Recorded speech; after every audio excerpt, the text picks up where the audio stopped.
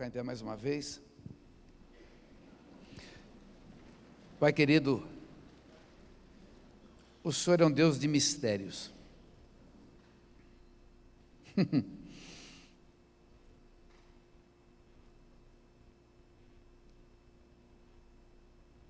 Ajuda-nos agora, no nome de Jesus, amém. Hebreus capítulo 12, pode sentar. Foi curta a oração. Vocês esperavam mais.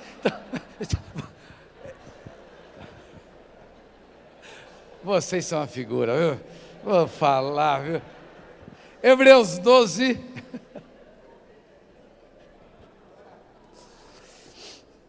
Eu não estou conseguindo enxergar aqui. Hebreus 12, 18.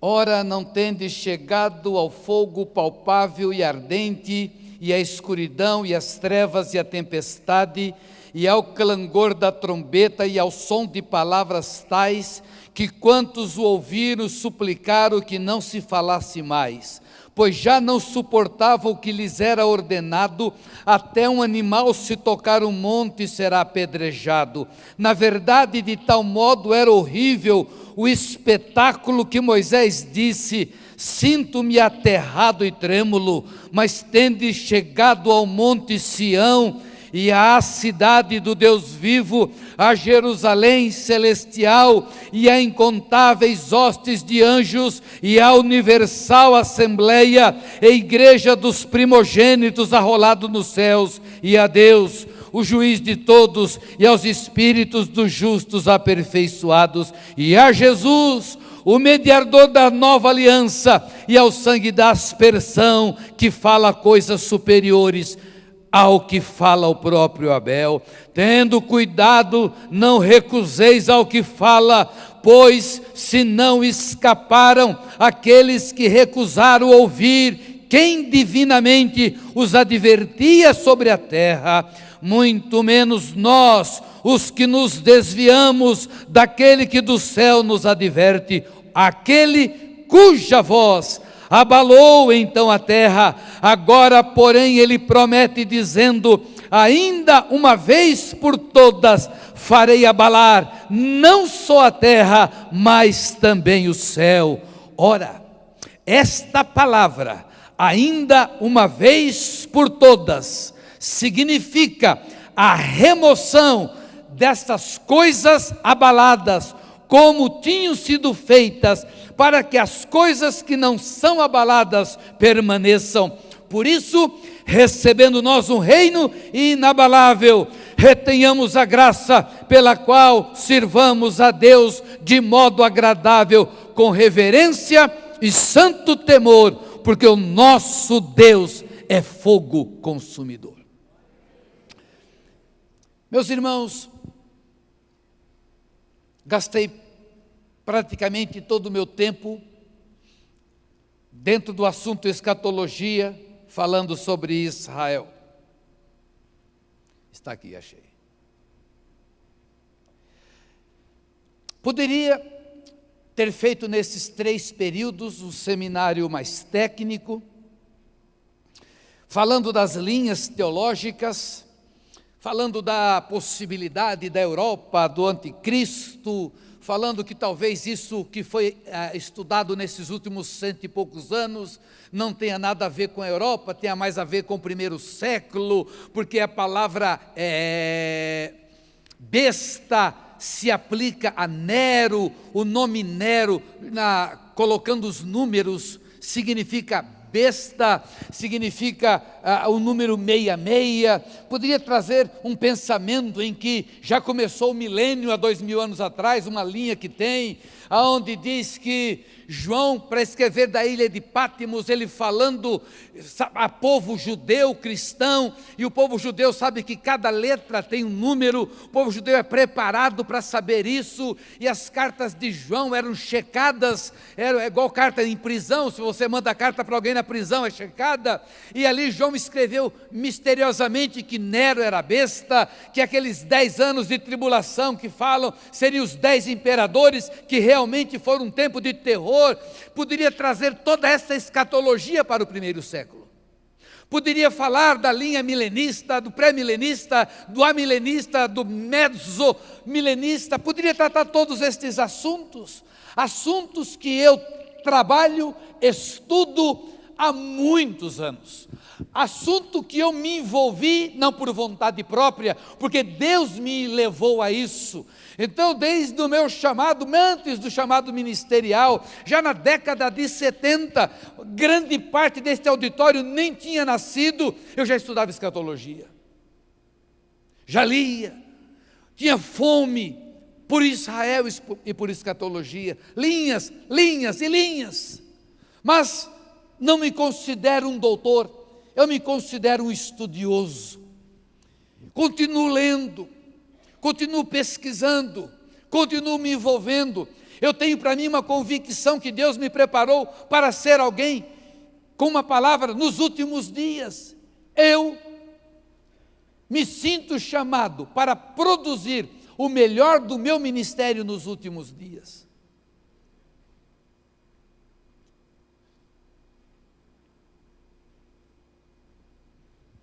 E tudo aquilo que eu aprendi afunilou na casa de Israel. Quando eu falo de Israel, eu não estou falando que a igreja gentílica tem que se tornar uma igreja de judeus. Satanás, ele procura sempre trazer confusão para que a verdade de Deus não seja entendida. Há um chamado para Israel. Deus endureceu o coração de Israel para que nós, gentios, fôssemos salvos. Deus vai voltar a tratar com Israel. Mas a igreja não tem o peso que Israel tem.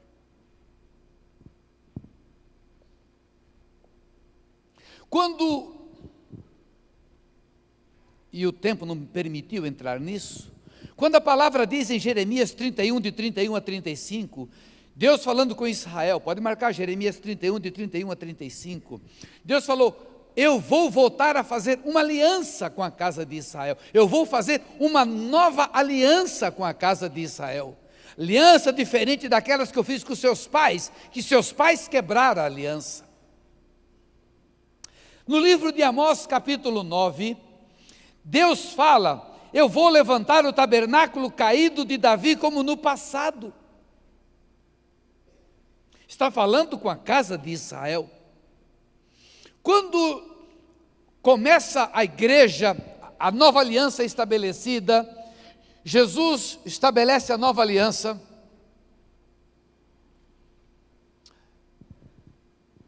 Ele manda que os discípulos se dirijam a Jerusalém, Judeia, Samaria, até os confins da terra.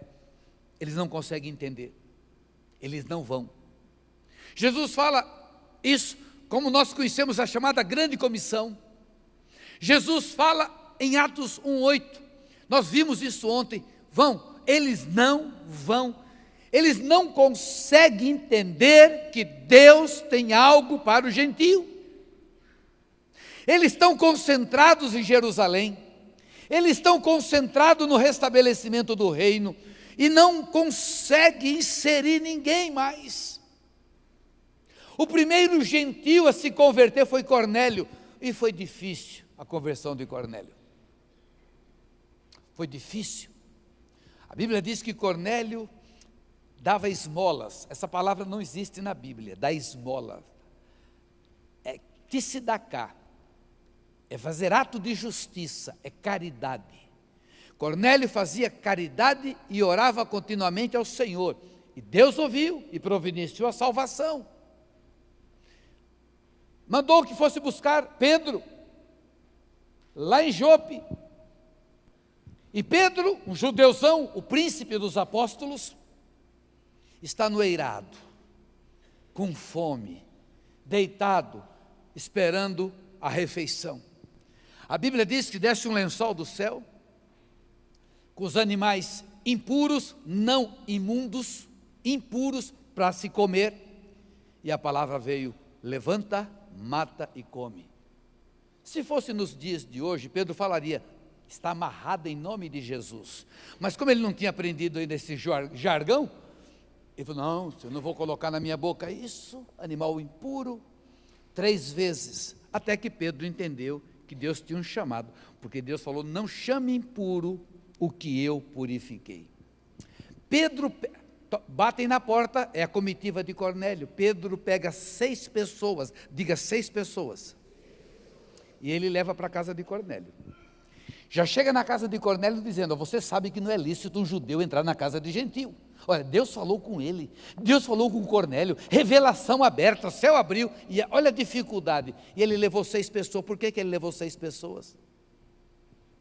Se a Bíblia fala que pela boca de 2 ou 3 testemunhas se estabelece todo o conselho, e o judeu conhece isso muito bem, essa legalidade de 2, ele levou 6, porque ele sabia que a comissão de ética da primeira igreja batista de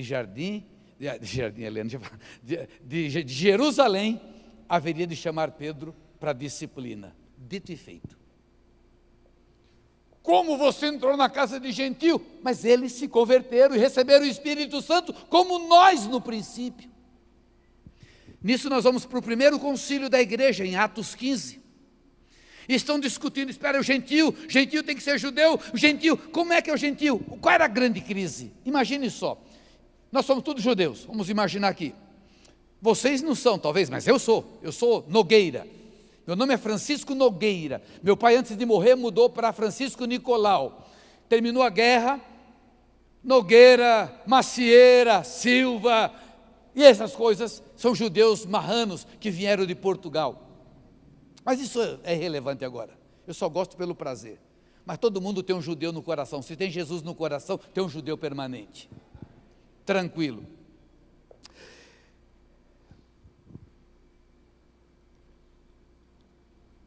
Aquele povo é o único povo, nós somos o único povo, imagine só, desde Abraão, observe a conversa deles com Jesus, nosso pai Abraão, nós recebemos de Moisés. Imagine isso, um povo único, um povo especial, um povo que não se misturava, um povo que Deus só tratava com este povo, de repente, este povo é mandado buscar aquele lá que tem 2 ou 3 mulheres, que é adúltero, que come carne de porco, que faz isso, faz aquilo, é difícil. Olhe para a igreja de Corinto, Corinto é um istmo, poderia comparar com Santos, nós sabemos que toda a região portuária, é uma região problemática no sentido de espírito, de batalha espiritual, porque é porta da cidade, Santos é um portal da nação, não é nem do estado de São Paulo, porque porto, aeroporto, é onde entra todos os seres, os demônios não vêm voando pelos ares, eles precisam de corpos, isso se chama legalidade. Da mesma maneira que o Espírito Santo habita em mim, aonde eu chego é luz, a luz do Espírito não vai sozinha, ela vai em alguém, a glória Shekinah vai em alguém, e os demônios também. Então, zona portuária é um lugar violento, e lá em Corinto tinha um culto a Afrodite, que tinha 1000 prostitutas cultuais. Então, naquele período existiam prostitutas e prostitutos cultuais. O que é prostituta cultual e prostituto, como nós encontramos na Bíblia? Pessoas que fazem cultos aos seus deuses, mantendo relação sexual. Então, vamos imaginar, nós temos a nossa sinagoga aqui em Santos, ou em Corinto. Nós somos uma raça pura. Desde os nossos tataravó, seguimos o Deus único, nos alimentamos com a dieta, guardamos tudo que é do judeu. Agora, tem aquele senhor ali, que a gente conhece, cidade pequena, ele entra no nosso meio e disse que aceitou Jesus, e vem querer nos beijar e nos chamar de irmão, a gente já...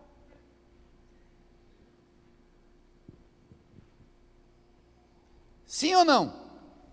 Queridos, há 30 anos atrás, um pastor, um jovem pastor, uns 40 anos atrás, um jovem pastor recém-formado, foi num concílio de pastores, e tinha um pastor, já está com Jesus, mas ele era doutor, é um monte de doutor, ele tinha um monte de DR. E aquele rapazinho recém-formado, bacharel, todo contente, ele chegou para aquele pastor, irmão em Cristo, colega de ministério, falou, ô colega, ele falou, colega? Colega? Nós não somos colega. Eu sou doutor, Você é um recém-ordenado. Eu estou dizendo isso só para você entender o que é o preconceito. Agora imagine aquela pessoa sentar-se aqui conosco. Seria muito difícil. Como assim você é irmão? Tem que beijar, porque era o costume da igreja o ósculo santo. Este homem, semana passada, estava cultuando Afrodite, se chafurdando, saiu do culto deles, foi pegar uma feijoada, sei lá o quê, e agora vem aqui conosco, já nos abraçando. Foi difícil, foi muito difícil. E aí tem o Atos 15, o concílio, onde é dito, aos gentios não é exigido nada. Mas eles têm que fazer a circuncisão? Não, eles têm que se abster da imoralidade sexual, do sangue e da carne sufocada. É assim. Esta foi a ordem do Espírito Santo usando os apóstolos, principalmente Tiago, que era bem legalista, que foi o pastor da igreja em Jerusalém. Os judeus, por seu lado, eles vão continuar com o sinal para sempre. O judeu que entrega a vida a Jesus, ele continua guardando a sua cultura, ele continua guardando, não para a salvação, ele continua fazendo a circuncisão na criança quando nasce no 8º dia, ele vai usar aquelas roupas, ele vai comer, preservar aquela dieta, todas essas coisas não irão salvar, mas ele, como salvo, vai manter as marcas que Deus colocou nele para sempre. Amém? Entenderam? Quando nós amamos Israel, às vezes nós queremos virar judeu. Então eu já vi muitos problemas, então eu estou dando essa explicação para que vocês entendam que eu não estou pensando voltar aqui o ano que vem, encontrar todo mundo de kippá, de talit, de peiote. Não. O peiote de vocês é aqui, né? Não é isso que Deus quer. Por outro lado, eu sou convocado por Deus para amar Israel. Eu vou num culto de judeu messiânico, eu fico apaixonado. Eu faço os cultos em hebraico na igreja só por ocasião das festas, vou falar daqui a pouco. Não é mandamento, não é ordem divina, eu não sou obrigado. Mas eu celebro na liberdade do Espírito Santo, para motivar a igreja a continuar amando Israel. Estava viajando a igreja de um dos filhos nossos no norte, há 11 anos atrás, 2001, 11 anos. E orei no avião e falei, pai, me dá uma revelação nova, aqueles papos de filho e pai. Dá uma revelação nova e eu não conto para ninguém. Pode rir que eu vou explicar por quê. Pode rir. Vou explicar por quê. Porque eu sou professor e a minha alegria é ensinar. Então às vezes eu estou lendo um livro, nem terminei o livro, falo para as pessoas, compre esse livro, compre esse livro, compre esse livro. Eu nem posso ter livraria, porque senão vão pensar que eu estou defendendo a causa própria, porque a igreja toda hora está comprando livro. Irmãos, li um livro tremendo, irmãos, compre esse livro maravilhoso, porque eu nunca fui de guardar nada para mim, eu tenho que compartilhar. Não existe comigo esconder o pulo do gato para poder ser requisitado. Não, eu passo, porque quanto mais eu dou, mais eu recebo. Eu aprendi que quanto mais você brota, você jorra, mais você recebe. Então foi por isso que falei, pai, eu vou trabalhar com revelação, você não pode fazer isso. Às vezes você tem que esperar a revelação, é amadurecer para contar. E eu falei, pai, eu não conto para ninguém. Deus começou a falar comigo no avião. O filho mais velho é o judeu e o filho mais novo é a igreja gentílica. E eu comecei a discutir, Deus falando aqui dentro, falei, não, judeu não é salvo não, tem que nascer de novo, eu sempre tive essa convicção, e Deus mostrou, não, o irmão mais velho, o irmão mais novo. E aí chego na Bahia, sem resolver com Deus, estou descendo do avião, E quando Deus falou dos dois filhos, do filho pródigo, eu falei, Deus, eu conheço tudo de filho pródigo. Olha a minha humildade. Eu sou bastante humilde. Inclusive, esse próximo livro que eu estou escrevendo tem como título Meus Atos de Humildade. Já está na página 800. Então, por que eu falei para Deus que eu já conhecia tudo? Porque eu amo essa história do filho pródigo. Já li, tem um quadro de Rembrandt que está no Museu de São Petersburgo, que alguém pegando, olhando para aquele quadro, um homem chamado Noé, que já morreu, um homem santo, ele trabalha com livros inspirativos. A pessoa escreveu olhando para aquele quadro de Rembrandt, onde está um pai com as mãos espalmadas e um filho, e ele escreve o filho pródigo na ótica do irmão mais velho, o filho pródigo na ótica do pai, o filho pródigo na ótica da mãe, o filho pródigo na ótica das pessoas. Você lê e chora. Eu já li pelo menos umas 3 ou 4 vezes. Eu ministrava uma ministração nos nossos encontros sobre face a face com o pai, e eu trabalhava nisso. Então eu estudei muito os dois filhos. Por isso que eu disse para o pai, eu conheço tudo de filho pródigo.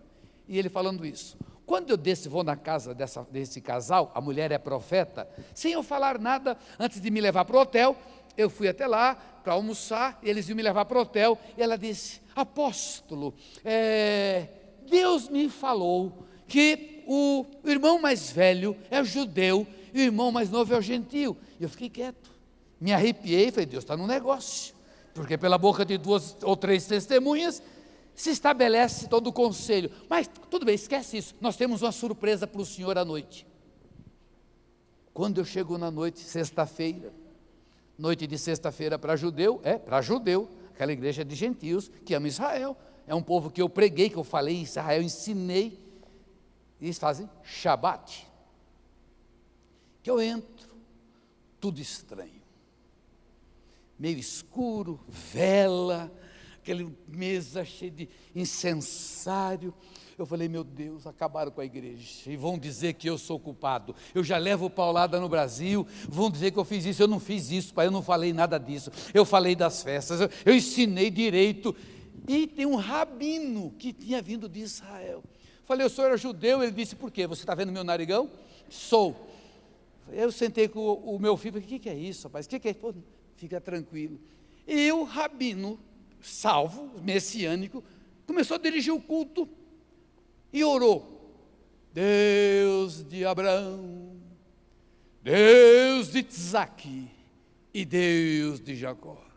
Gente, eu conhecia aquela igreja pentecostal de dançar, eu dançava com eles, e dançava aquela liturgia, ele passou com aquele negocinho cheiroso, já passando, e eu ali com vergonha, falei, se filmarem isso aí, me pegarem, estou acabado, se isso aí sair no YouTube, eu acabei com o meu ministério. Aí, termina o rabino, vem o pastor, e aí já a igreja vira igreja gentílica, benção e honra, glória. Aí falei, que loucura é essa? Quando este rabino foi me abraçar, ele estava com talite, ele foi me abraçar, o talite bateu na taça, e a taça caiu e quebrou. Naquela hora Deus falou comigo, porque o judeu quebra a taça no casamento, e não é para dar sorte. Casamento é a hora mais feliz da pessoa, e o significado de quebrar a taça é, você está feliz, mas não esqueça que o templo está destruído. Quebrar aquela taça é um sinal de aliança, e Deus falou para mim, na hora, o irmão mais velho, o judeu convertido, e o irmão mais novo, o gentio. O irmão mais velho não consegue chamar Deus de pai, ele é religioso, ele é litúrgico, ele tem que aprender com o irmão mais novo, que é mais folgado, que é mais liberal, que tem que aprender a reverência com o irmão mais velho, e o pai quer os 2 filhos juntos à mesa. Podemos aplaudir nosso Deus.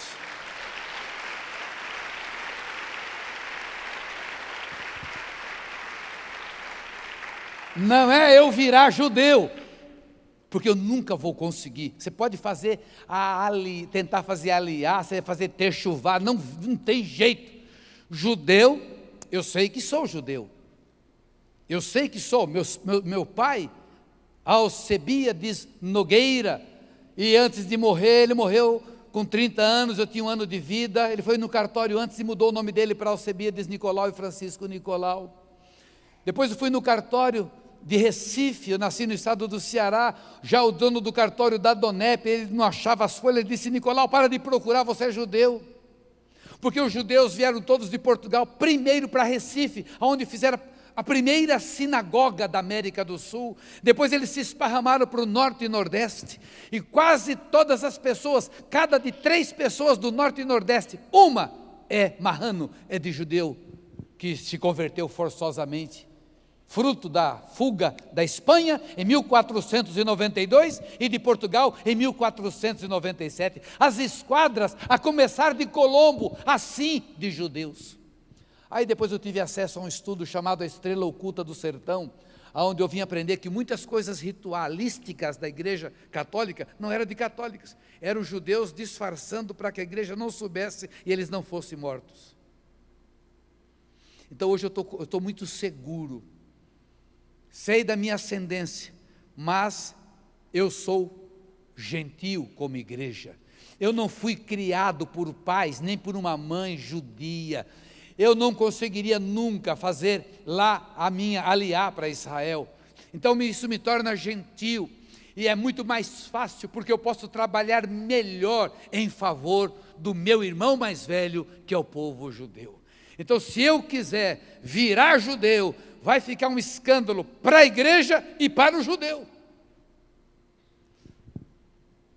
David Loudon, ele fala o seguinte: se os cristãos soubessem como faz mal para nós eles usarem esses símbolos,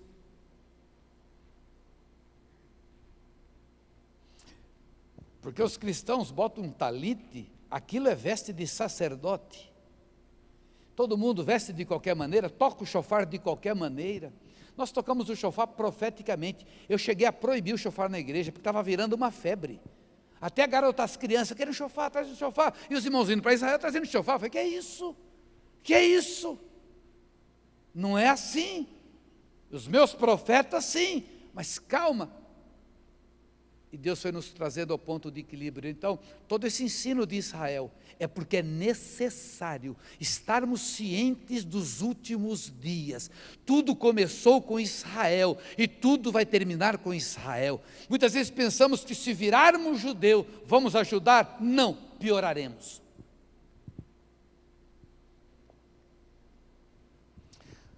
Um dos sinais do fim seria os olhos do mundo todo voltar para Israel, para destruir Israel. Eu disse a vocês isso hoje. Zacarias, nos últimos dias, irei para lá. É Deus que está no controle. As pessoas serão saqueadas, as mulheres violentadas, mas eu vou intervir. Isto é chamado o dia da angústia de Jacó. A Bíblia diz que Deus iria tratar com Israel, e isso seria muito difícil, seria um dia como nunca existiu outro igual. É o dia da angústia de Jacó. Alguém fala: todo Israel vai se converter, porque vai ser debaixo de uma dor terrível, vai ser debaixo de uma pressão terrível.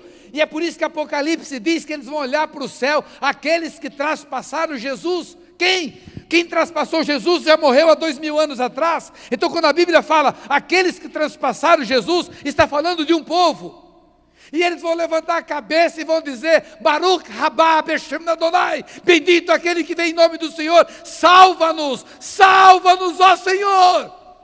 Então, debaixo daquela pressão, a hora que o Messias se der a revelar, todo Israel será salvo.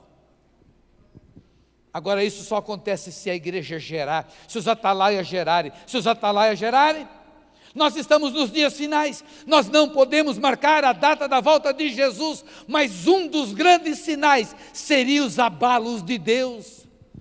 De janeiro para cá, o Oriente está em abalo. Abalos, abalos, a palavra diz em Hebreus, os abalos, as coisas seriam abaladas. Alguém imagina que um homem como Mubarak, 40 anos no poder, seria deposto com o pessoal mandando por rede social, o homem que fez todo o seu staff com a sua família, com os seus filhos. Alguém poderia imaginar que da noite para o dia, Gaddafi, ou Gaddafi como é chamado, ele fosse morto daquela maneira vergonhosamente, inclusive ele foi morto vergonhosamente. Alguém imaginava isso? Alguém imaginava o que está acontecendo com a Síria? Alguém imaginava o que está acontecendo com a Pérsia? São os abalos finais. E o pivô é Israel, a atenção toda é Israel. O entorno de Jerusalém, há algo violento do inferno, porque são os últimos dias.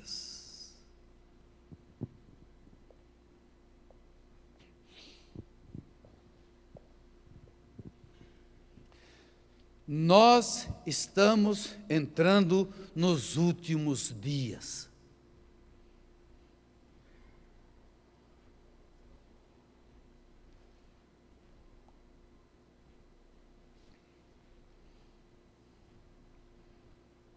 Jeremias 31, de 31 a 35, a 36.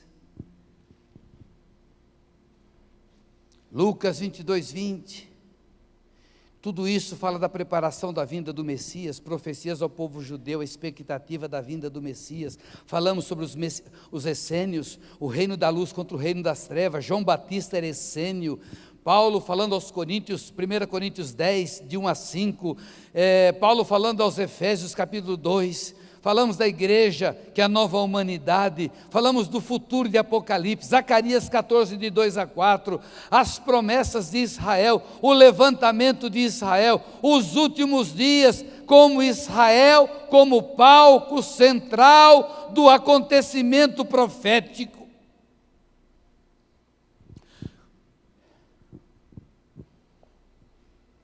Nós temos que defender o nosso lugar. Da mesma maneira que Valinhos é um portal, Santos é um portal tremendo de batalha espiritual aqui. Quem gosta de batalha espiritual é só vir para cá. Quem quer enfrentar gigante, não precisa nem sair na rua que ele vem te procurar. Santos, Valinhos. Porque todas as nossas cidades são apontadas para Jerusalém. Quando eu fui para Valinhos, fui levado por Deus, eu não gostava da capital, eu gosto de gente, cheiro de gente, e fui para aquela cidadezinha do interior, eu falei, meu Deus, vou morrer aqui. Minha filha, casada com o pastor Ranieri, na época mocinha, pai, que esse lugar horrível, mas Deus me levou para lá. E depois Deus nos mostrou, o primeiro seminário de guerra espiritual, foi feito em Valinhos, e ali Deus nos mostrou, começou a nos mostrar o significado da cidade. As pessoas da cidade, algumas pessoas da cidade fechavam o punho e falavam assim, porco Deus, chamavam Deus de porco. E eu estava entrando em guerra espiritual, e aí Deus foi mostrando o significado, o dom redentivo, até que Deus nos mostrou, isso recentemente, no ano 2000, que Valinhos era Jerusalinhos. A marca de Valinhos é o figo roxo. E o figo é uma das frutas sagradas, é uma das frutas destacadas na primeira aliança. O rabino chama figo de Torá. Torá é o Pentateuco para nós. Ele fala, o figo é a Torá. Aproveita-se tudo. De tanto eu falar sobre guerra espiritual, uma discípula minha foi na biblioteca e descobriu como é que Valinhos tinha figo, se o figo é do Mediterrâneo. E ela descobriu e me trouxe. O figo de Valinhos foi trazido do Mediterrâneo. Algum tempo depois saiu no estado de São Paulo, naquela coluna de agropecuária, alguma coisa assim, um artigo, a fruta mais antiga do mundo é o figo, porque é a única que sofre mutação. Na biblioteca da cidade de Valinhos, eu li uma poesia de um profeta, Muhammad, do século XV, dizendo, se existia uma fruta no Éden, esta fruta era o figo. E isso estremeceu meu coração, porque eu aprendi dom redentivo. Se eu uso o veneno da cobra para fazer o soro antiofídico, se eu sei que o dom redentivo do Brasil é a alegria, que a hora que o brasileiro se converte, ele para de celebrar o carnaval e vai celebrar Jesus. O dom da Grã-Bretanha é a língua. Cada nação tem um dom redentivo. E eu falei, meu Deus, espera um pouquinho. Isso é irrelevante, mas eu posso pesquisar. Tem coisas que eu posso dizer, é assim porque está na Bíblia. Algumas coisas eu posso inferir. Por que o casal botou roupa de figueira?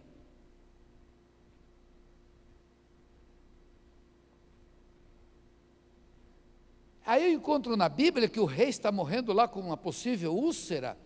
Isaías manda fazer um emplasto com figo, e ali o figo cura. Bom, figo fala de cura, Valinhos, cidade de cura. Valinhos é uma pequena Roma, é uma cidade de colinas, e Deus foi mostrando, até que eu fiz a declaração em junho do ano 2000, quando o Brasil completou 500 anos, e Deus me falou, veja Valinhos em Deuteronômio 8, a cidade de pedras como ferro, indo pela Dom Pedro em direção a Campinas, você vê aquelas pedras saindo aquele ferrugem, pode observar, figo, falei, Deus do céu, o dom redentivo das águas. Então Deus me fez entender isso, e eu declaro a todo pulmão, o nome de Valinhos é Jerusalinhos. Quando nós compramos o prédio, chamamos as autoridades, eu peguei uma Bíblia para dar para o prefeito, escrevi lá, da igreja, Valinhos, não sei o que, de 2007. O prefeito abriu e falou, leu diante da igreja e falou, Valinhos não, pastor, Jerusalinhos, autoridade. Então eu preciso entender todos esses símbolos, como transitar, como trabalhar, e entender que tudo é voltado a Jerusalém. Então eu tenho alguns filhos que eles tentam botar também o nome da cidade, né? Então tem um filho de Patos, ele falou assim, Patusalinhos, falei, meu Deus, já estão chutando o balde, mas de qualquer maneira, ele falou, pai, nosso pessoal de Patusalinhos está descendo aí para Jerusalinhos. Aí eu vou no outro e diz, como é que eu chamo o meu? Vai, vamos parar com esse negócio aí, que deixa como está. Mas na realidade todas as cidades são linkadas com Jerusalém, porque lá acontecerá o clímax de tudo, lá é o 7 do tempo de Deus. Quando Deus estabeleceu as 7 festas falam de 3 períodos, aliás as festas falam de totalidade de um ciclo, a primeira festa e a última festa. Então o povo judeu, ele não trabalhava com calendário, ele trabalhava com as festas, não tinha, o calendário era o primeiro dia do ano, e ele trabalhava com a chuva a primeira e a derradeira. O Isaac lá falando para nós, lá numa das viagens, ele dizia assim, pensa que aqui é Brasil? Vocês vêm para o Jordão, vocês estão pensando que aqui tem o rio Amazonas? É esse córregozinho, é o Rio Jordão. E não é chuva igual no Brasil. Tem região de Israel, lá no sul, que chove uma vez por ano, 20 minutos. Chove uma vez por ano, 20 minutos. É por isso que o salmista fala, traz os cativos como as correntes do sul, como as correntes do Negueve. O que são as correntes do Negueve? Quando o norte é abençoado e o Jordão transborda, a água vai e abençoa lá o sul. Então eles trabalham muito sério com chuva, primeira e derradeira. Quando nós encontramos a palavra de Oséias, o Senhor virá com a primeira e com a derradeira chuva, ou seja, o início do ciclo e o fim do ciclo. A primeira chuva é para plantar, a última chuva é para colher. É interessante isso, muito interessante, porque os judeus, em cada festa, eles apresentam os grãos. O primeiro grão é levantado em Pentecostes. Quando a igreja nasceu, aquelas 3.000 almas representava os primeiros grãos, mas a grande colheita é em tabernáculos. É agora, no fim. Quando Jesus prega as palavras, as 7 parábolas em Mateus 13, conhecida como as parábolas do reino, Sete também, é o segundo sete de Deus, as parábolas do reino. E ele vai falando: o reino dos céus é semelhante ao semeador, o reino dos céus é semelhante ao grão de mostarda, o reino dos céus é semelhante à pérola de grande valor, o reino dos céus. Os discípulos procuram: mestre, por que você fala por parábolas? E ele: é para cumprir a palavra de Isaías, é porque eles não entendam, para que não se convertam e não sejam salvos. Meu Deus, como é que Jesus fala deliberadamente para que aquelas pessoas não entendam, não se convertam e não sejam salvos? Porque um pouco antes eles blasfemaram contra o Espírito Santo, eles disseram, ali Mateus 9, 10, eles falam assim: Jesus opera milagres pelo poder de Baal-zebub ou de Beuzebu. E Jesus disse: todo pecado contra o Pai é perdoado, todo pecado contra o Filho é perdoado, mas o pecado contra o Espírito Santo não é perdoado. E ele passou a falar por parábolas. E aquelas sete parábolas, elas falam do tempo do reino, elas falam do começo. O semeador saiu para semear, começa, e as 3 primeiras parábolas já dão a chave para você interpretar as outras 4. Então marque aí, Mateus capítulo 13. E lá no final diz: o sábio escriba tira do baú coisas novas e coisas velhas. Está falando do tempo, de todo o ciclo da igreja. O terceiro 7 são as 7 cartas de Apocalipse escritas, ditadas por Jesus. Capítulo 1 de Apocalipse, ele se apresenta, começa a descrever: eu sou aquele que tem os olhos como chamas de fogo, a voz como de muitas águas, na minha boca tem uma espada de 2 gumes. E ele começa a se descrever, e ele começa a mandar as 7 igrejas. Nunca esqueça isso. As 7 igrejas da Ásia existiam como 7 igrejas. Elas representam 7 tipos de igreja, e elas falam de todo o tempo da igreja. A primeira igreja, Éfeso. Ali em Éfeso, tinha todos os tipos de igreja. Mas fala do primeiro momento. O último período é o nosso, é Laodiceia. Nem precisaria gastar tempo para falar de Laodiceia. Esse período nosso é o de Laodiceia, é o da imoralidade, da carne, as aberrações que nós estamos vendo.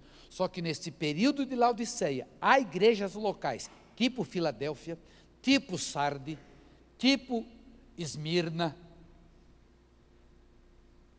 Mas em termos de período, nós estamos no período dos mornos, não é dos mormons, é dos mornos. Onde Jesus fala: tenho vontade de vomitar vocês da minha boca. Em Apocalipse 3:20 fala: eis que eu estou à porta e bato. A gente usa para evangelizar, vale, mas não é isso que ele está falando, não. Ele está na porta da igreja, né, da portinha do coração. Ele está fora da igreja, ele não tem o governo da igreja, mas ele sempre dá uma oportunidade: arrependam-se. E aí, se vocês se arrependerem, eu entrarei, cearei com vocês e vocês comigo. Então, quando nós pegamos esses 3:7, nós vamos estudar os períodos, e o período final é a estação tabernáculos. Quando Deus dá 7 festas, Ele dá 3 festas, Ele dá 7 festas, que na realidade as 3 festas, elas condensam as 7 festas, são as festas do Senhor. Para Israel, é memorial eterno. Para a igreja, é sinal profético. O que Páscoa representa para mim? Tudo de bom, já fiz a encenação de Páscoa, já fiz a encenação de Páscoa em Israel, já minha filha, a pastora Andréa, fez uma encenação de Páscoa para ensinar a igreja, preparou as ervas amargas, preparou lá a salmoura, compramos um cordeiro, servimos o jantar, do jeito que nós aprendemos lá em Israel, em Tantur, fizemos na igreja para ensinar a igreja, só para ensinar, porque Jesus é o nosso cordeiro, Jesus é o nosso pão ázimo, Jesus é a nossa Páscoa. Eu não tenho nada a ver com cordeiro, eu não tenho nada a ver com pães ázimos, eu não tenho nada a ver com ervas amargas. Aquilo tudo era um sinal para Israel, marcando o início de Israel, a saída de Israel, o livramento de Faraó, a saída do Egito, indo em rumo à terra prometida. Profeticamente para mim, a hora que eu saio do Egito, eu saí do mundão, eu saí de debaixo do domínio de Faraó, que é Satanás, e agora estou indo para a terra celeste, que é o céu, é o reino, é com meu Deus. Então Páscoa para mim, eu gosto de fazer este ritual, de vez em quando fazemos isso. Eu tenho 2 cultos de Páscoa, eu tenho um culto de Páscoa no sábado e um culto de Páscoa domingo, 6 horas da manhã. Já faço há muitos anos, todo mundo sabe o que eu vou falar, mas eles ficam todos na expectativa.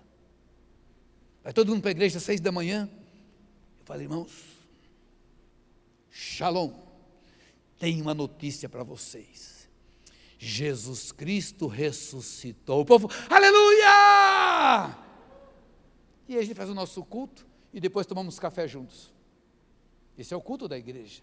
Mas um dia antes eu faço o jantar de Páscoa, ensinando os mais novos como é que era feito, por que era feito, por que tem que fazer correndo, por que é o motivo dos pães ázimos, o que significava o ovo, o que significa a salmoura, o que significa o alface. Então nós damos um estudo no sentido de ensinar, mas não mais de nenhum rito, porque não tem mais nada a ver conosco. Para Israel é um significado, para nós, Cristo é a nossa Páscoa, diz a Bíblia. Então, de todas as 7 festas, Deus ordenava que as 3 festas principais, os judeus saíssem de onde estivesse e tinha que ir para Jerusalém. Por que quando aconteceu o Pentecostes, a Bíblia diz, tinha judeus, Atos 2, judeus de todas as partes do mundo? Porque eles eram obrigados a vir de todas as partes do mundo. E quando o Espírito Santo desceu em Atos 2, foi interessante ali Atos 2, porque eles foram batizados, falaram em línguas e foram embora para a casa deles. Quem fundou a igreja em Roma? Não foi Paulo, e nem foi Pedro. Quem foi? Alguém.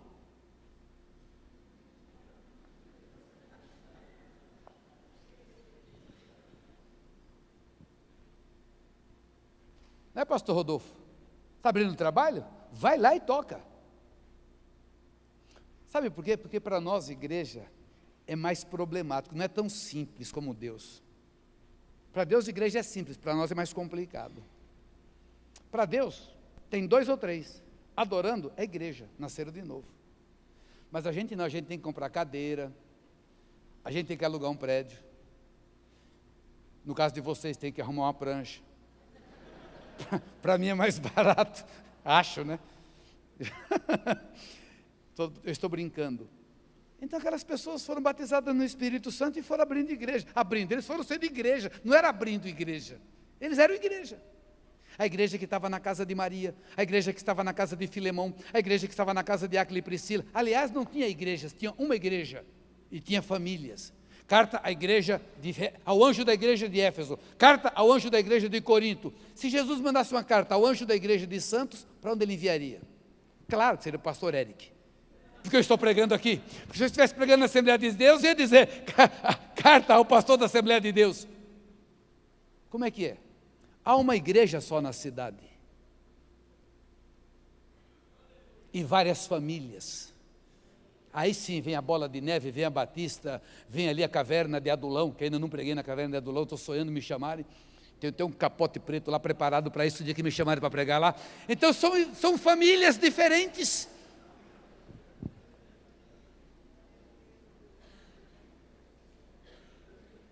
Simples assim. Para Deus é muito simples, para nós é mais complicado. 3 festas: Páscoa, saídas, começo, recomeço. Pessach. Segunda festa, Pentecostes. Shavuot. 50 dias depois, Como é gostoso estudar a Torá, eu amo estudar.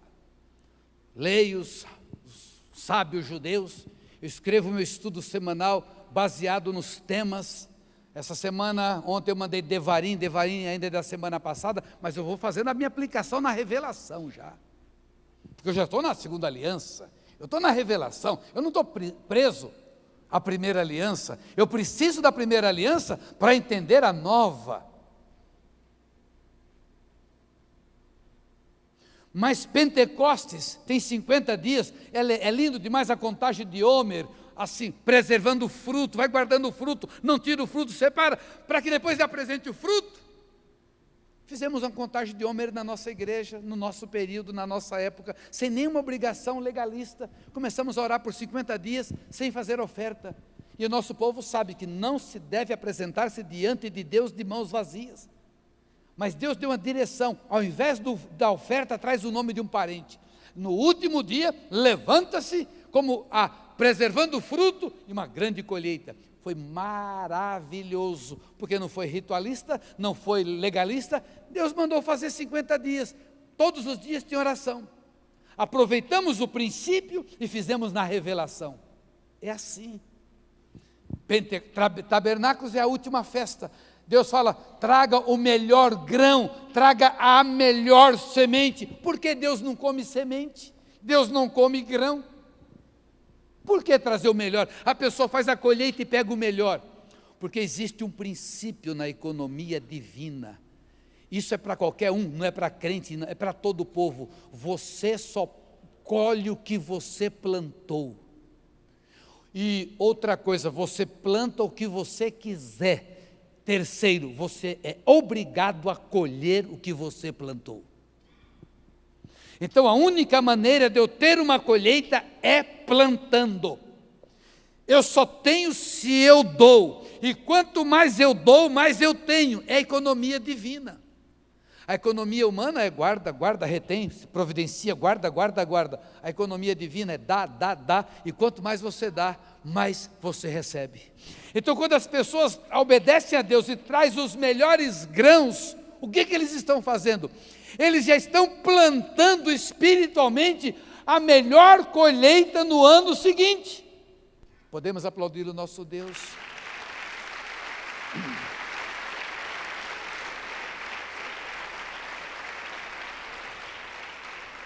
Então tabernáculos é o final, tabernáculos é a conclusão, Páscoa, início, saída, começo, recomeço, Pentecostes, plenitude do Espírito Santo, batismo pentecostal, tabernáculos, colheita final. Agora deixa eu dizer uma coisa para vocês, anote aí, isso acontece no indivíduo, na comunidade e no corpo. Diga, isso acontece no indivíduo, na comunidade e no corpo. Então se nós formos percorrer a igreja de Santos, a igreja que está em Santo, nós vamos encontrar pessoas que estão ainda no começo, elas estão em Páscoa, estão começando.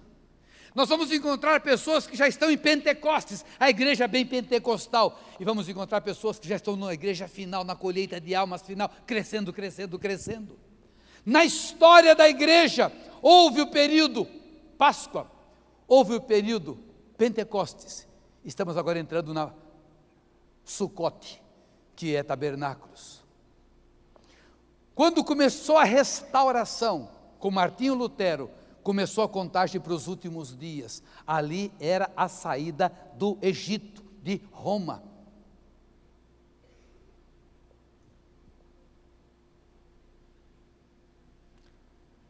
Com John Wesley, foi a festa das primícias, santificação.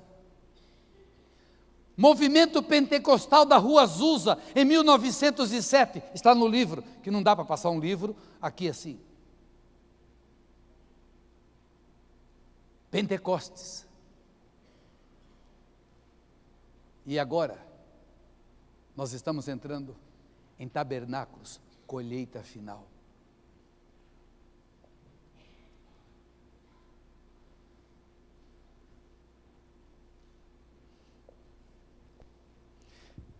No livro eu falo paralelo Israel e a igreja.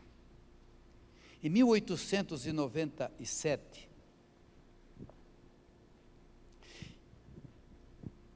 começa o mundo começa a voltar, a assumir os governos, começa um movimento nacionalista, e os judeus não tinham para onde voltar. E ali sai o primeiro congresso sionista, 1897. Quando Theodor Herzl, ele realiza lá na Basileia, na Suíça, Basel ou Basileia, na Suíça, o primeiro congresso sionista, ele diz para aquelas pessoas, ele escreve, porque ele não tem coragem de dizer isso. Nós estamos lançando o fundamento do Israel moderno. Daqui a 5 anos, talvez. Daqui a 50, com certeza. 1897. 50 anos certinho depois, em novembro de 1947, a ONU aprova o nascimento do Estado de Israel. Israel só entrou em 14 de maio de 48, meses depois, mas foi 50 anos. Mas se começou esse negócio em Israel, o mundo começa a buscar algo mais. Já tinha acontecido movimentos inspirativos de busca de santidade. As pessoas querem mais. Israel quer a terra. Olha só, presta atenção, que agora eu estou fazendo assim, agora eu vou indo para o fim da mensagem, amém? Pode demorar até 2 ou 3 horas, mas estou indo para o fim. Amanhã é domingo, amém? Não senti firmeza não. Vou contar uma piada pela 30ª vez. O pastor chegou numa igreja e falou para o pastor da igreja: escuta, quantas horas eu tenho, pastor? O pastor da igreja falou: você tem a noite inteira. Eu e o pessoal 10 horas, ó.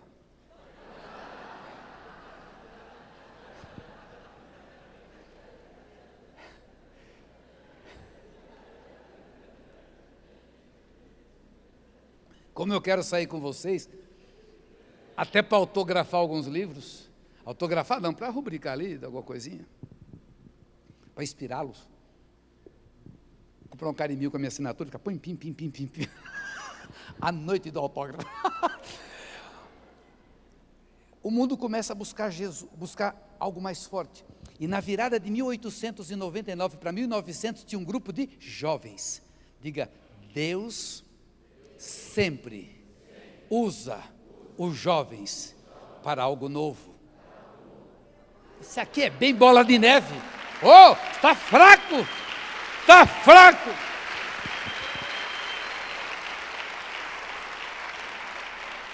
E aqueles jovens foram para um lugar chamado Betel. E naquela noite eles começaram a pedir batismo no Espírito Santo, batismo no Espírito Santo. E alguém ali orou em línguas, ou falou alguma coisa em línguas. E naquela reunião estava um pastor chamado William Seymour, negro, cego de um olho, ex-escravo. Por que eu estou dizendo isso? Por que eu estou destacando? Se hoje existe preconceito, imagine em 1900. E aquele homem estava, naquele tempo, sentava do lado de fora, não podia misturar. E aquele homem, ele tinha um ministério muito interessante. O nome da sua igreja era Missão da Fé Apostólica de Azusa.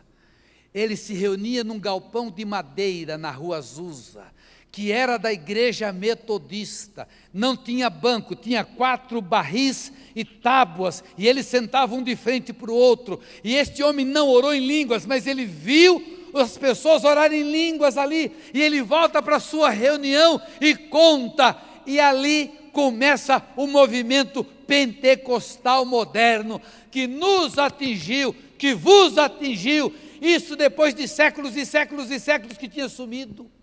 Isso é a contagem final, é conhecido como a 10ª hora, 1907.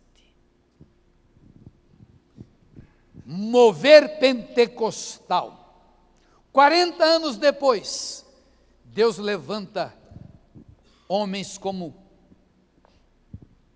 T.L. Osborne, Daisy Osborne, Catharine Kuhlman. Começam os sinais de restauração, de curas, sinais e maravilhas. Deus já tinha restaurado o ministério, agora está restaurando o evangelista. Deus trabalhou por séculos. A cada 100 anos era um novo mover, desde a reforma protestante. Depois do mover pentecostal, 40 anos. De 1907, 47. Mas você já batizado no Espírito Santo, já o tempo é mais curto. Deus muda para 20 anos. 20 anos depois, em 1967, vem um mover carismático. Aí todas as denominações explodem. Queridos, bola de nevenses, obolenses de neve, eu não sei como chamá-los, vocês são primícias dos últimos dias. Não existia bola de neve na década de 60, não existia nenhuma dessas denominações novas, existiam só as igrejas históricas, os batistas, metodistas, presbiterianos, Assembleia de Deus, o Brasil para Cristo. Ouçam isso, todas as vezes que Deus traz um novo mover, todas as vezes que Deus traz um novo mover, Ele traz revelação nova, Ele muda estruturas e Ele troca liderança. Se o homem segurar, ele é promovido. Diga ao seu vizinho, não queira ser promovido. Porque quando Deus promove, Você não tem o que fazer no céu, não queira morrer. Eu quero morrer para Jesus, não fica aqui. Mas eu queria morrer para ir adorar Jesus, adora aqui, que no céu os anjos adoram melhor que você. E se você insistir em morrer antes do tempo, vai ficar esperando a gente chegar, porque a festa é só quando chegar todo mundo.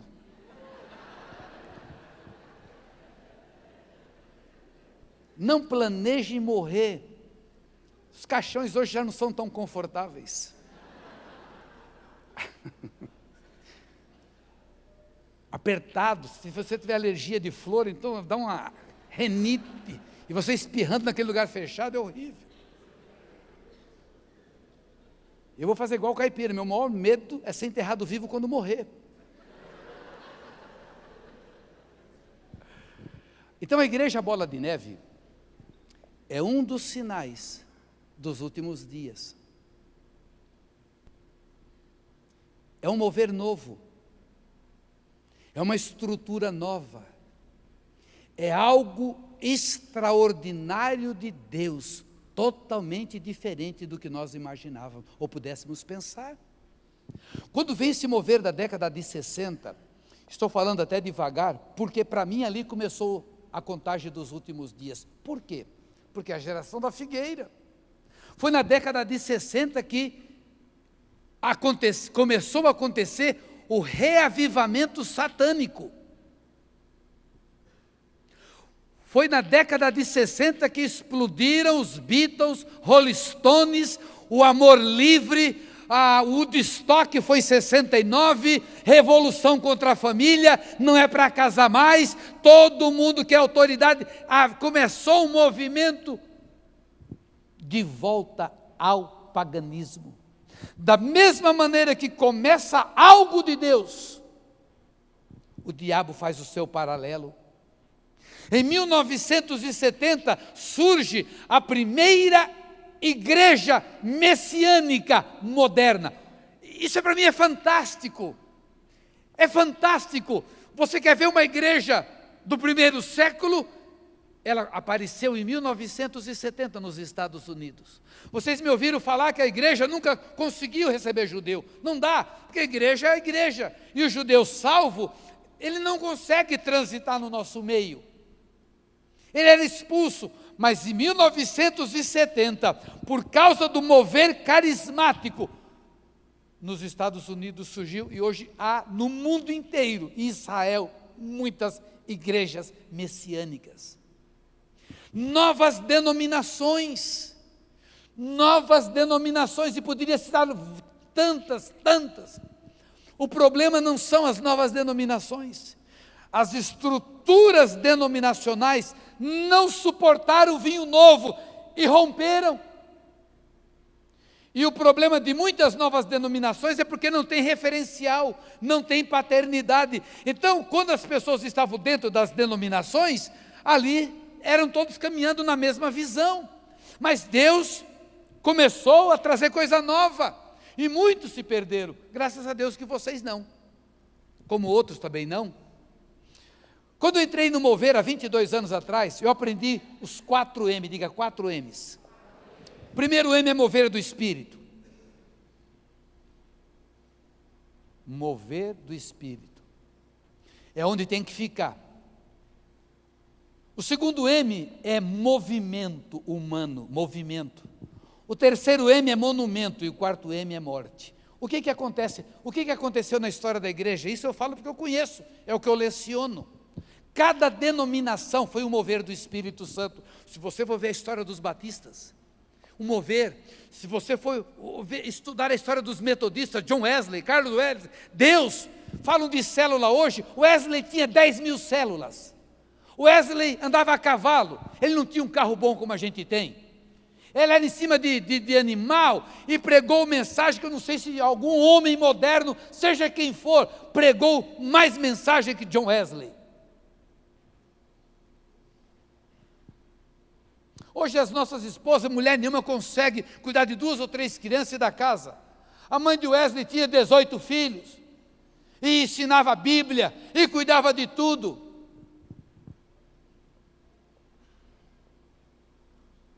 Era outro tempo. Metodista, meu Deus.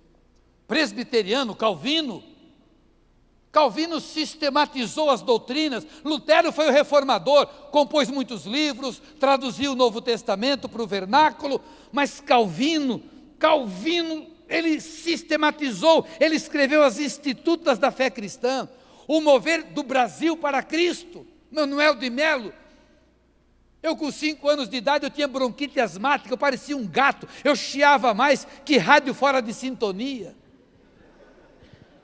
Vocês não conhecem isso porque vocês estão na era digital. Eu sou no tempo do rádio de válvula. Sabe o que é válvula? Não queira saber, deixa. Vai para o museu. Você vai ficar...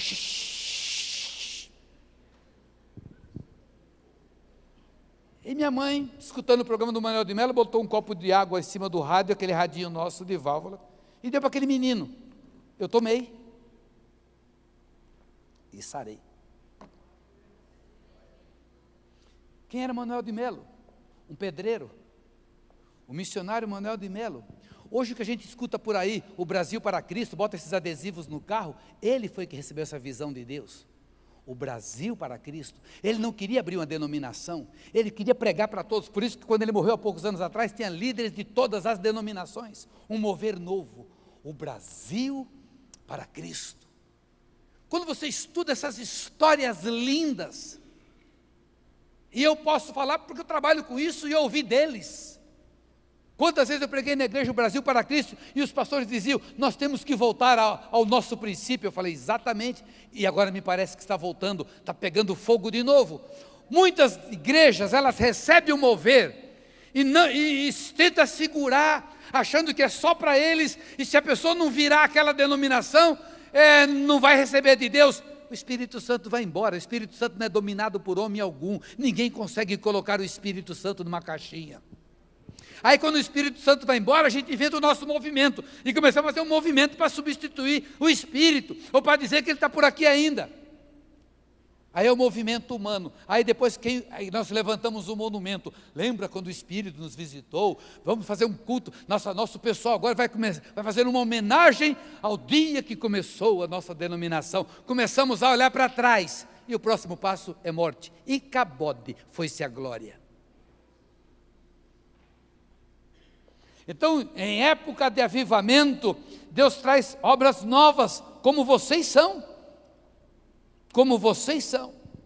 Isso chama-se tabernáculos. Isto fala da obra dos últimos dias. E o sinal é Israel.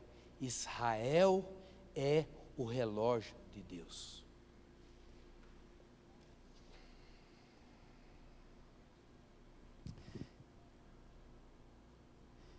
Eu vou falar de algo pessoal e com muita cautela.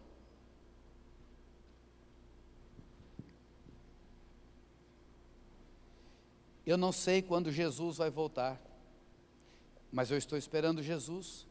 Eu esperava Jesus na década de 80, esperei Jesus na década de 90, esperei Jesus na primeira década dos anos 2000. Eu não sei quando ele vai vir. mas eu sei que Deus me preparou para ser um atalaia da volta de Jesus dos últimos dias.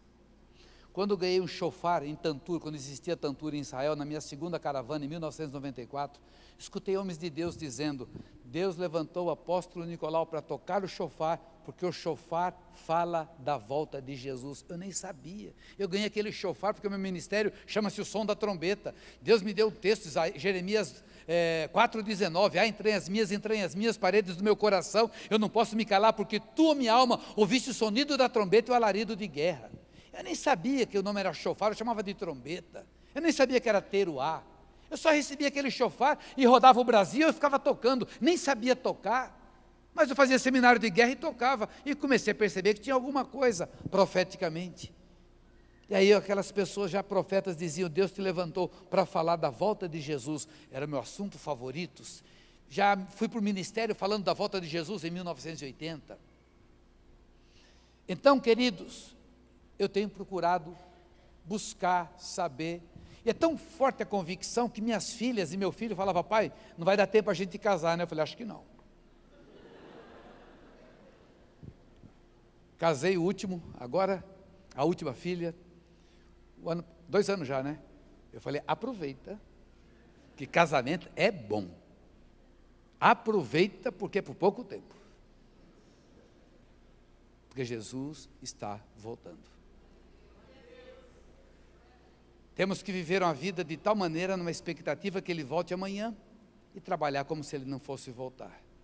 Então, eu vou dizer algo para vocês e não quero que seja mal interpretado. Deus falou ao meu coração para eu fazer um tabernáculos de anos. A festa dos tabernáculos, ela é comemorada em 8 dias, 7 dias mais 1.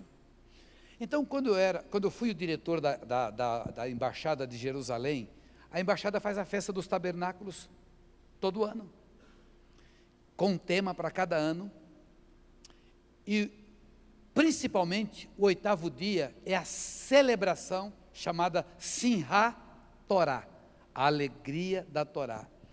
E Deus trouxe isso: façam tabernáculos de anos. Aliás, Deus tinha me dado uma palavra esquisita, porque depois deu para outras pessoas assim: quem não estiver preparado em 2012 não suportará as mudanças que acontecerão em 2014.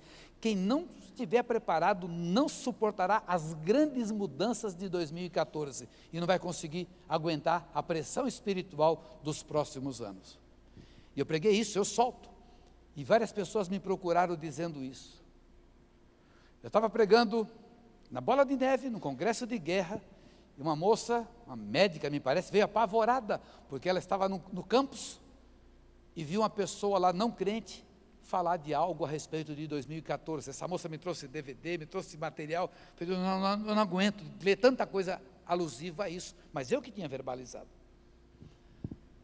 Eu não sabia do filme 2012, eu não sabia do projeto Orion 2012, eu me lembro que quando eu comecei a falar, alguém disse: Nicolau, você sabia disso? Aí eu entrei na livraria, em Campinas, falei: o que você tem de 2012? A moça trouxe uma pilha de livros, e logo depois saiu o filme, isso foi em 2010, 2011, evidentemente que eu não vou firmar minha fé, minha teologia por livros seculares, mas por trabalhar em batalha espiritual. Eu sei que quando o diabo faz cortina de fumaça, ele quer esconder alguma coisa que Deus está mostrando.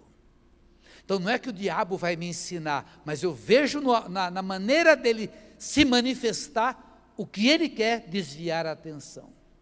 E eu tenho trabalhado nessa expectativa, desde 2007, quando Deus me deu a palavra de estar trabalhando com jovens, falando dos últimos dias, falando da última geração. Deus tem afinado meu coração até que Ele deu: façam tabernáculos de anos. Eu achei aquilo, segurei por 1 ano, nem sei se eu não estou atrasado em 1 ano, não sei, porque era para começar em 2010, e eu não tive segurança, eu comecei em 2011. O que é tabernáculos de anos? Todo ano significaria para mim um dia da festa, e Deus me deu os temas. Então, ano passado o tema foi: primeiro dia, santidade ao Senhor, início da jornada, Josué 3:5. Este ano, e nós fazemos a festa normal, fazemos uma celebração, músicas hebraicas, mas no sentido profético, não no sentido de mandamento. É na revelação, onde meus filhos ministeriais vêm, alguns pastores vão para poder ver, participar. 2012, que tema que Deus me deu? Vencendo gigantes, não olhando para trás. 2013, Deus me deu um tema, terceiro dia da festa, 12 fontes e 70 palmeiras, tempos de refrigério. Alguma coisa alusiva a um derramar do Espírito ano que vem, pelo menos para mim. 2014, quarto dia, fortalecendo-se na palavra de Deus, confirmados em Cristo. 2014 é um ano muito forte profeticamente. Esta Copa do Mundo não é coincidência. Os olhos do mundo para o Brasil em 2014 é uma antessala de 2016. Há muito interesse econômico, há muito interesse político, há muito interesse de governo espiritual. Então, o tema que Deus me deu, fortalecendo-se na palavra de Deus, confirmados em Cristo. 2015, quinto dia, Jesus Cristo, a centralidade das Escrituras, o jugo suave, porque em 2015 vai ter muito falso Cristo aparecendo, como diz a profecia. 2016, todas as nações virão ao Brasil. Pode ser a nossa grande oportunidade de falarmos a todas as nações de forma representativa. Já existem tantas promessas há décadas que o Brasil seria missionário em todas as nações. Pode ser que 2016 seja um sinal disso, eu não sei direito. Eu sei que o tema que Deus me deu é casa de oração para todos os povos até os confins da terra. 2017 é o sétimo dia, é o 7. Jubileu de Jerusalém, a geração da figueira. 50 anos de Jerusalém. O primeiro jubileu depois de 2000 anos.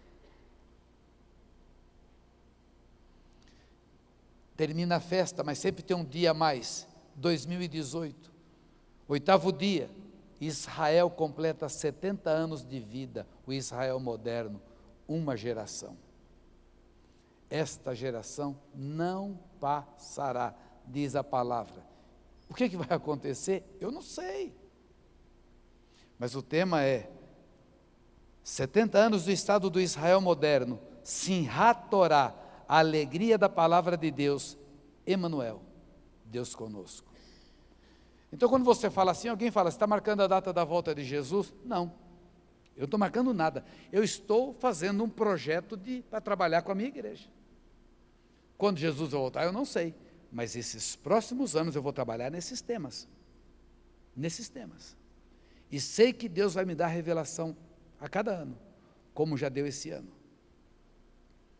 Algumas coisas que nós vamos fazer de ativação apostólica e profética, é lutar contra gigante. O ano que vem nós vamos fazer um tour, cintulhando os poços do avivamento. Eu não pensei no tema, 12 fontes, 70 palmeiras, mas à medida que vai se aproximando, Deus vai trazendo luz. O que eu creio na realidade, é que vai acontecer algo muito maravilhoso para a igreja, para os remidos. A grande colheita prometida de Deus vai acontecer nesse tempo. Só que nós precisamos estar preparados, porque se Deus mandar muita gente de uma vez, a gente perde tudo, porque nós não sabemos o que fazer.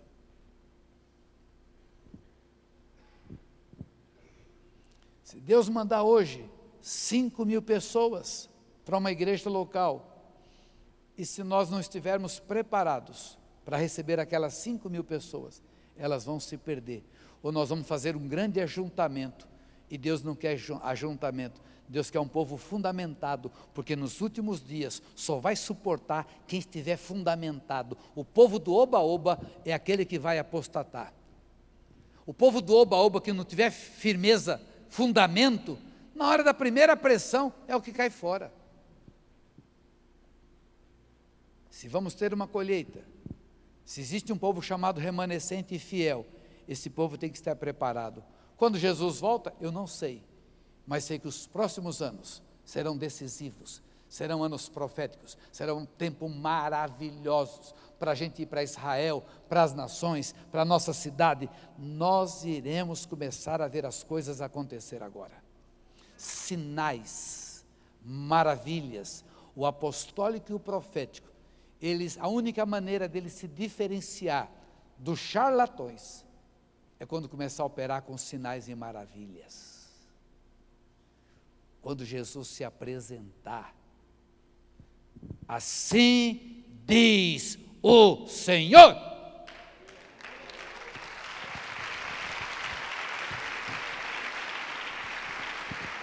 Coloquemos-nos em pé. Pode aplaudir bem forte o Senhor Jesus. Pode aplaudir bem forte. A hora que você bate palmas, você esparrama poder. Você está glorificando. Você está esparramando poder. É instrumento de guerra. É instrumento de adoração. Palmas. A palavra diz Ezequiel, Deus fala, enquanto você bate uma mão na outra, eu uso a espada. Então, os aplausos no momento de guerra, é o momento em que Deus está fazendo a guerra, como Jeová Shabaoth. Quando você está adorando com palmas, o ambiente se enche de glória, é a glória de Deus. Por isso aplauda, é o melhor som, é o melhor instrumento.